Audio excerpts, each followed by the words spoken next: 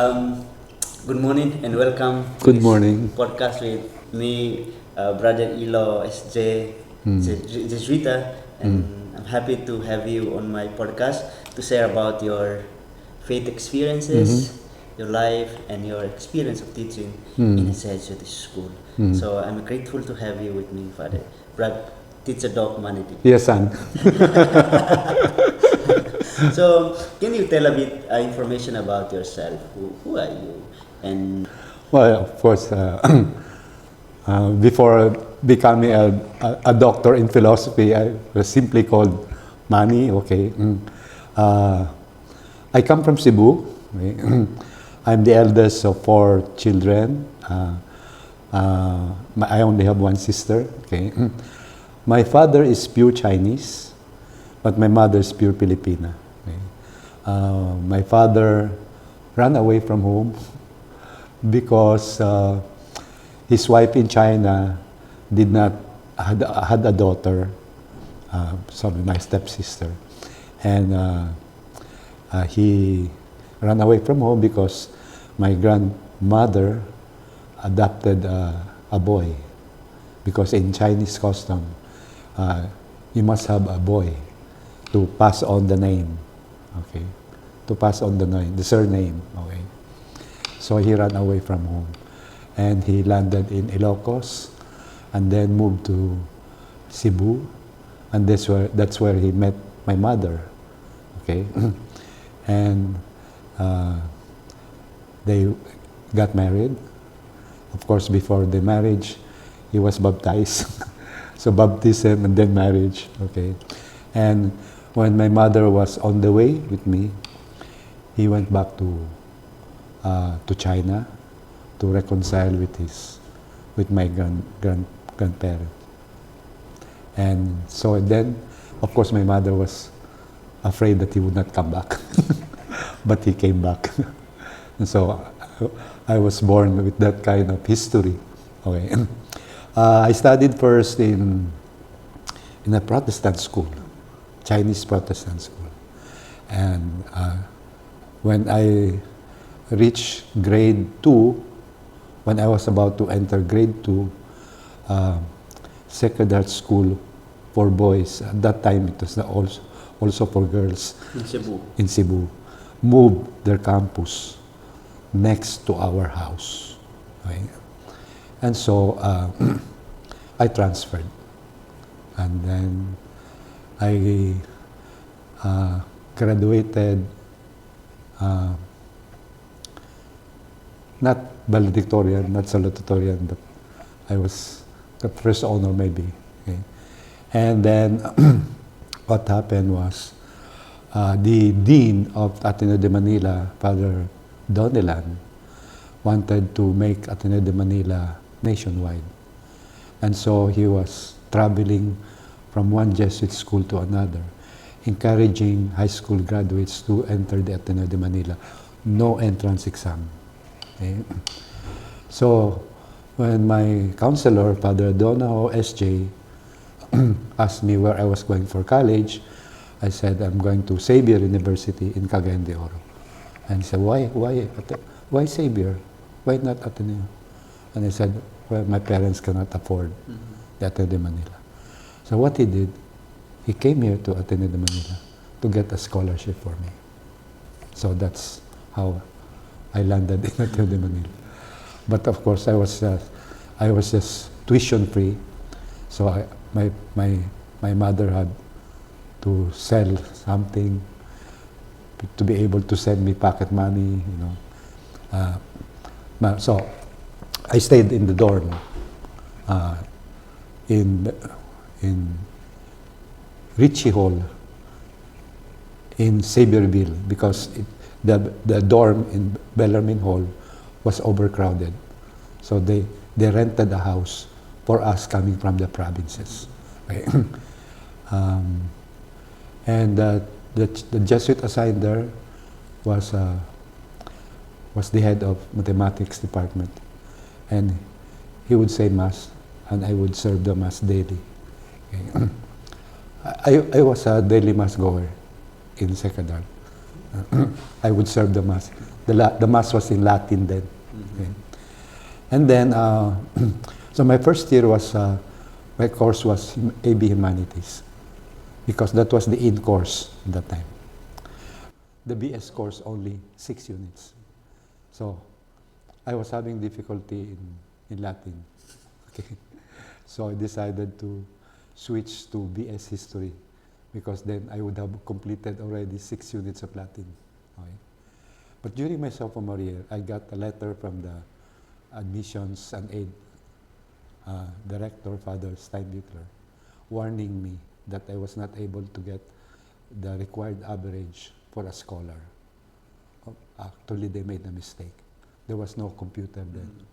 So it was calculated by the senior scholars.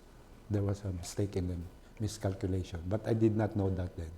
So in my second semester of sophomore year, I was thinking of transferring to UP. Yeah. So one evening, I walk around the quadrangle, thinking of whether I was going to transfer to UP or not the following year. Then I saw a light in the second floor of Berkman's building. And so I went up.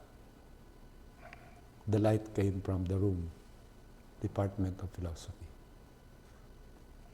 Then I remember that there was a memo circulated that the following year there would be a new course, AB Philosophy. So I went inside the room, and there was Father Roque Ferriols listening to his transistor radio with the music of the Beatles. His favorite song, of course, is Let It Be. So I went up to him. He put off his transistor. I told him, Father, I want to switch to philosophy. Why? He said, personal reasons, Father. So he got my name. So I shifted. Third year, I was AB Philosophy. And my classmates were seniors, shifting from AB Humanities to AB Philosophy. Because most of the philosophy courses, most of the humanities courses were philosophy subjects. So they had no hard time switching to AB Philosophy. My first teachers were, of course, Father Ferriols, and then Dr. Leovino Garcia. At that time, I was experiencing a crisis of faith. But then one of the first courses that I took was Søren Kierkegaard. And the text that we were studying was Fear and Trembling, the story of Abraham. So that really helped me facing the crisis of faith. And because of I did not know what philosophy is all about. But when I got into third year and then fourth year, I graduated first honors and a departmental awardee. Okay. My senior year, of course, I had Father Jose Cruz, SJ, Father Riley, who else? So anyway, I was planning to go back to my high school alma mater to teach. But on the eve of my graduation, Father Joe Cruz, who was the moderator of Ateneo Catechetical Institute League, I was also a catechist, a member of the organization. I was walking here, and then Father Cruz was driving the ACIL car, dilapidated car. He gave me a hitch, and then he asked me, would you like to teach? I could not refuse, because he was very instrumental also in my teaching, in my studying philosophy. And then, so I said, yes. So I got into teaching first semester, but there would be a new curriculum. So I had to, in summer, I had to attend the seminar for teaching a new course, Philosophy of Man. That time 6 units. 3 units per semester, another 3 units second semester. And then I found out later that the dean was not in favor of my teaching because I was only 20 years old. So Father Cruz had to go up to the president for me to be allowed to teach. I only learned about that later. Okay? So after 2 years, after 2 years of teaching, I was invited to study in Louvain, Belgium. So I cut short my teaching and I went to Belgium, but I had to learn French because at that time the Louvain University was only there was a quarrel between the French Walloon and the Flemish. So and I had to learn French. So I learned French. How did I pass the entrance exam? The first part of the exam was there was a story in French, and you have to summarize in French what the story was all about. And then the second part was, what do you intend to do? And because I was going to Mass daily, so the Mass was in French, I was automatically translating it. But the first few months, I could not understand the lectures. Until December, suddenly I was listening to Professor Ladier. Well, I could understand now what he was talking. So I began taking notes. But then January 1970, here in the country, was the start of the so-called first quarter storm, no, against the martial law of Marcos. So I decided to come back. So I took advanced exam. In Louvain, you only have one requirement, oral exam. So I took advanced exam and came back summer of 1970. And there was a rally against oil price hike, jeepney strike, etc. So out of curiosity, I went there in Plaza Miranda. I planned my escape route in case something happens.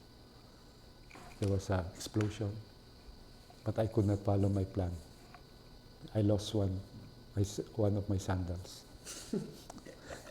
So I walked from Quiapo to Santa Mesa, where my guardian stayed, and they brought me back to the dorm. And that's why I was questioning already, what was I doing with all this turmoil in the country.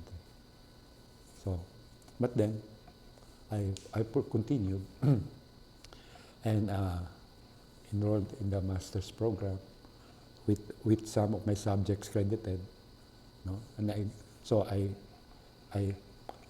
I wrote my master's thesis on a Neo-Confucian philosopher. Father Rockefeller was the one who directed it. And I passed the defense. I got my masteral degree. And then I decided to enroll in UST because there was no doctoral program in Ateneo. Of course, one professor there was questioning, what is an Atenean doing here in UST? And I said, I was just following the footsteps of Dr. Jose Rizal.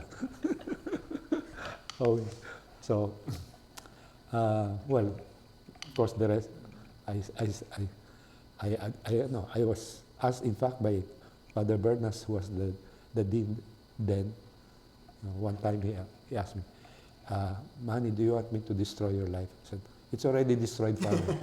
Because he wanted me to chair the Committee on Discipline, no, accusing student activists for burning tires, boycotting classes, In fact, I had to decide a tie in suspending a student activist. I had to break the tie. Anyway, he became mayor of Quezon City.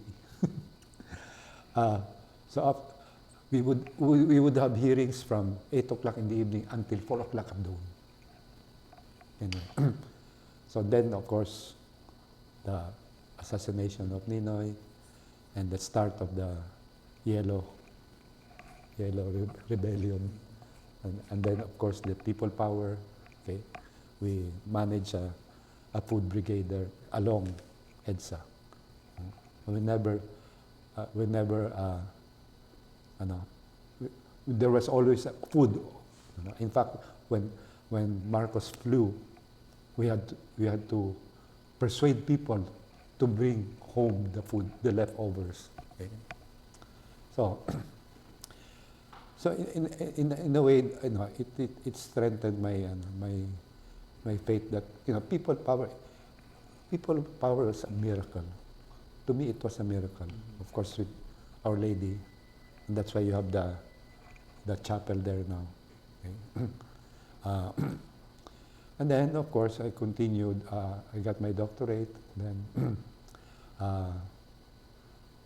well, to make a long story short, uh, how do know? How am I convinced that my mission is really to teach? Of course, I was awarded the Metro Bank Outstanding Teacher in 2004. And one of the questions in the final interview was asked by someone in the government under Macapagal Arroyo. How do I overcome my fear in teaching? I said, I am not afraid of teaching. I'm going to the classroom, preparing class. Why? Because whenever I am in the classroom, I forget all my problems. Forget all my problems whenever I am in the classroom. And that's, to me, is an indication that my apostolate is really to teach. I was in Challenge House. The Challenge House is the new what do you call this? Where you have people thinking of joining the society. Candidate House. Candidacy House. Candidacy House now. But it used to be called Challenge House. And the Jesuit in charge was Father Cuna, who was the moderator of the Glee Club. Okay? And so every time there is a practice, they have a jeepney.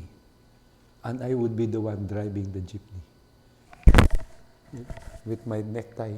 And so the police in Cubao, wow, jeepney driver with a necktie.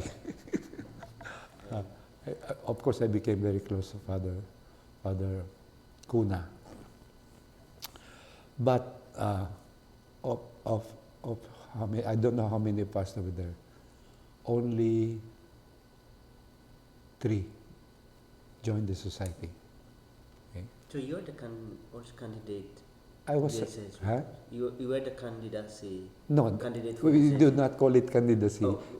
The ones people in the Challenge House were just thinking to enter discerning whether to enter or not.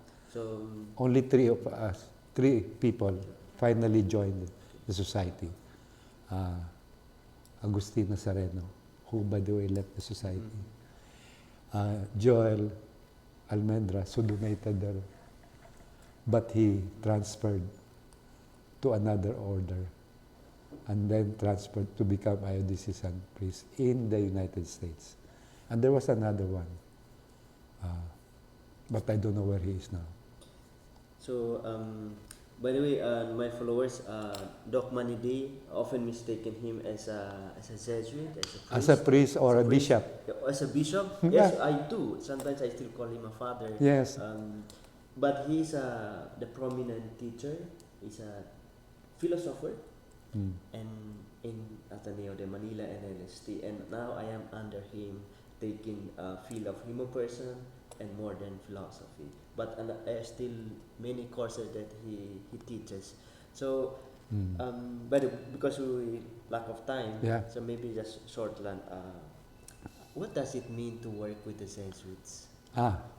So I'm often asked why I did not join them. The Jesuits. And my answer is, I have a love-hate relationship with the Jesuits. Yeah, and then the late Father Glover once told me, Manny, it's good you did not join the Jesuits. Because, yeah, there are people who are turned off. We must admit this. There are people who are turned off by, not only by Jesuits, but also by priests. And so if they know me as a lay person, they can easily approach me. How do you see your teaching? It is as a profession, mission, vocation, or as a job? A better word is ministry. My teaching is a ministry. When you say minister, you are supposed to be a servant of God, right? Minister. Okay. So, for me, teaching is a ministry because I I consider my teaching as a service to others. And why that? Because it is answering also to the call of there and the purpose of why I am here. So it's a ministry, a mission, a vocation. Of course, also a profession because I'm being paid for it. Eh? It's all the Question. What is the importance of philosophy? Your point of view for the students, to help the students and the people. I mean, to consider the because it seems like you're a philosopher, but you're grounded in faith. So what does it mean? Okay. It philosophy is basically understanding, and it helps one to have a sense of direction in his life, you know? And that's why, of course, many people take philosophy as a major for different reasons. You know? Many people take philosophy as a preparation for law. Why? Because in history, people who, law students who were philosophy majors usually land in the top 10 in the bar exams. And that's why they see philosophy as a good preparation for law. Others see philosophy as a pre-course for, let us say, literature. I know people who mastered in literature, but going into philosophy first. So philosophy is basically, preparation and understanding your view of life, your philosophy of life.